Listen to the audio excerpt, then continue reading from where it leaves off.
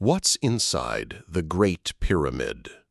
Are there mummies inside the Great Pyramid? Hieroglyphs? Hidden treasure? Ghosts? Find out. According to Napoleonic legend, the future emperor of France emerged from Egypt's Great Pyramid, pale and shaken, having spent hours alone in the king's chamber. He never revealed what had rattled him, but supposedly the episode changed his life. Whether or not the story is true, it certainly attests to the power of the Great Pyramid to arouse a great leader's imagination, as well as our own. What could Napoleon have seen to provoke such a reaction? What exactly is inside the Great Pyramid?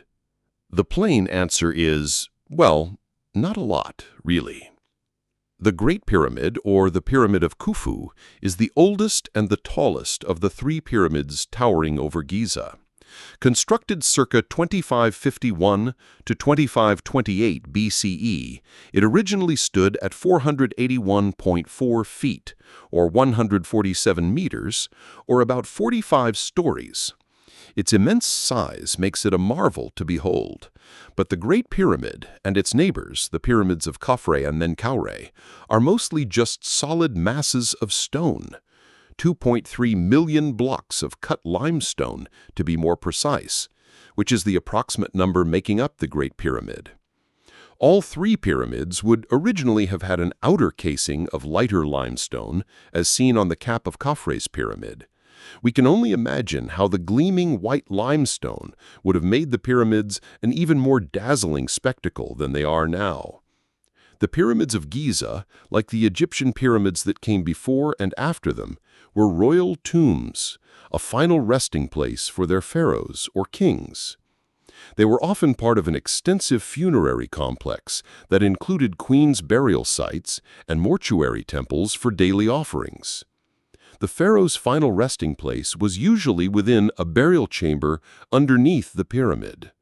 Although the Great Pyramid has subterranean chambers, they were never completed, and Khufu's sarcophagus rests in the king's chamber, where Napoleon is said to have sojourned, deep inside the Great Pyramid.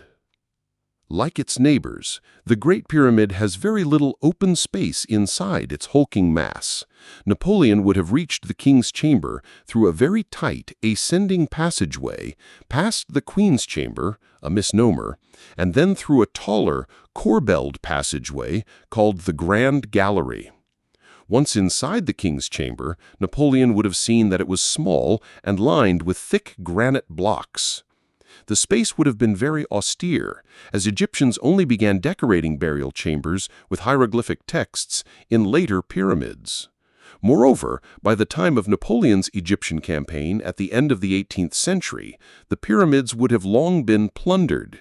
He would not have found any rumored treasures in the chamber, only the enormous granite sarcophagus, once containing the king's mummy, set firmly in the floor. With not much to see inside the Great Pyramid, or either of the other pyramids near Giza, we can only imagine what could have disconcerted the proud Napoleon, just as we can only imagine the pyramid's other mysteries, the royal treasures they once might have hidden, the brilliant sight they must have been when first completed, and the disciplined effort it took to construct them. If you enjoyed the video, don't forget to like, comment, and subscribe to the American Playbook. Your support means the world to us. Thank you.